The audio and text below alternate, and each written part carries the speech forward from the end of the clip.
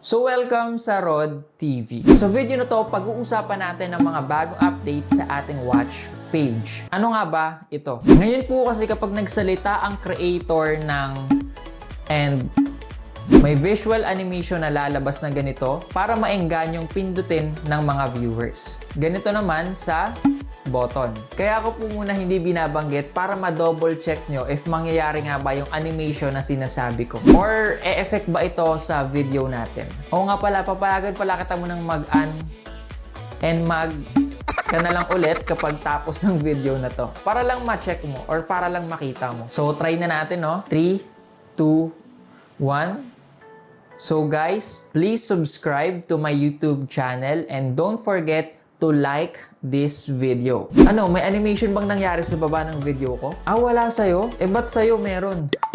Para na akong baliw sa harap ng camera ko.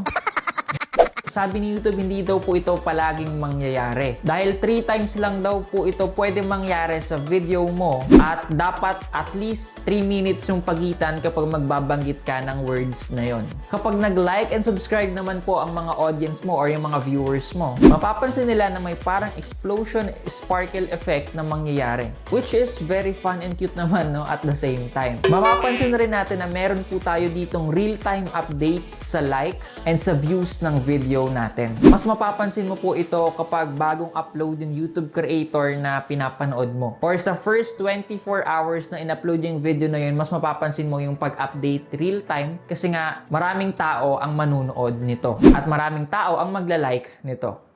So advice ko lang guys, kung YouTuber ka, wag mo kalimutang magpaalala or mag-remind sa mga audience mo na mag-like sila ng video or mag-subscribe sa kalagitnaan ng video mo. Yes, yung iba sa inyo ayaw nyo nang pinipilit yung audience mo, pero yung pagpapaalala talaga sa mga audience ay malaking tulong para dumami ang likes and para dumami ang subscribers natin. So kung hindi mo palagi ito ginagawa sa mga viewers mo, maganda na itry mo naman.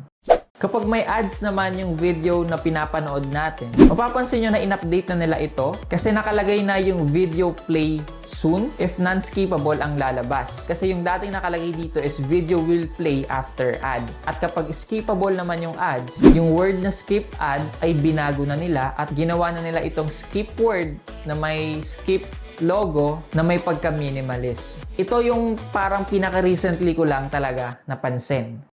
And also, if ever nga daw po na LSS ka sa isang kanta, tapos hindi mo alam kung ano yung title nito, pwede kang mag-hum ka YouTube para mahanap niya if ano nga bang title yung kanta na tinutukoy mo. Go to your YouTube app, tap search, and tap the mic button. Choose song, and mag-hum ka na.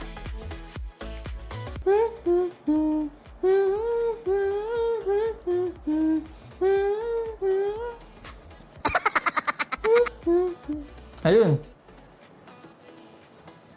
Lumabas guys yung Savage Love ni, sino mo kumanta ito? Jason Derulo. O nga, no? Savage Love. Savage Love. Diba? Yun, pwede na yun. Diba? Pwede mo na mahanap yung song na may LSS ka, basta mag-hum ka lang kay YouTube. Nakakatuwa na nag-add na naman po si YouTube ng mga bagong updates sa interface nito para sa mga audience and para sa mga creators. So abangan pa natin this 2024 if ano pa nga bang updates ang gagawin ni YouTube para mas mapaganda niya yung platform niya. You can watch this video if ever na gusto nyo pang malaman ng iba pang feature na in-update sa ating watch page. I-comment mo sa baba guys kung ano yung masasabi nyo sa video na to and babasahin ko po yan. This is Rod TV. Thanks for watching and peace out.